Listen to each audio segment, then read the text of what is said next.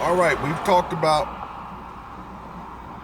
our levels of the defense, starting with the defensive line, moving into the linebackers, moving into the rovers, moving into the rovers and the safety and the intermediate defense. Now we're going to be talking about the corners and the safeties working together in the defense and what's the main positioning and what's the reasoning for what they're doing. All right, in this defense, like I said, we have the corners who sit at 6 to 7 yards. And when they say that 6 to 7 yards, what they're doing is they're setting a stack.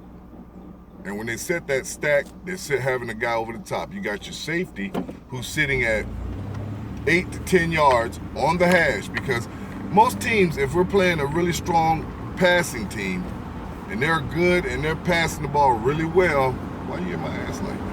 We're passing the ball really well. What they're going to do is they're going to try you. They're going to try you. And when you put those safeties up there tight, they're going to try to throw that deep ball just because they think that safety can't cover. Now, the key is to having that safety sit on the hash and be patient. Be patient. Use your keys. The key thing he reads from the corner to the inside receiver. Cornerback to the inside receiver. That's what the safety's reading. It's a box. He's reading that hash all the way down the hash to the outside of the numbers. And he has what they call a triangle wedge, almost like, because he's reading to the top to the outside. He has from his position on the hash all the way to the outside of the numbers. And it's easy for him to play because now he doesn't have to worry about coming up because we have those two rovers playing that intermediate.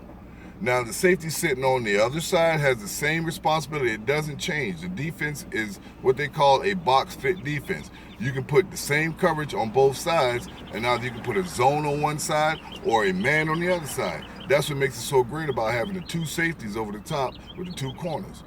You can always put a man on one side and play man cover one, or we can just play man across, or we can play man cover two because we have the safety over the top, which turns it into a straight cover two defense. We have linebackers sitting inside the box. We have the two rovers. And what it is just a great defense if you really want to shut down passing games.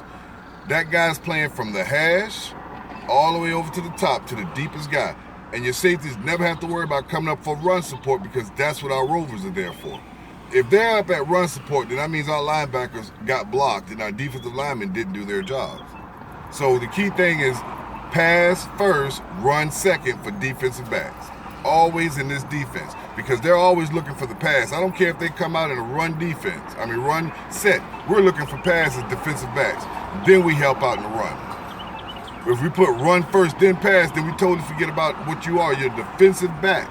You defend the back of the defense, not the front. That's what the linebackers and defensive backs are defensive linemen for.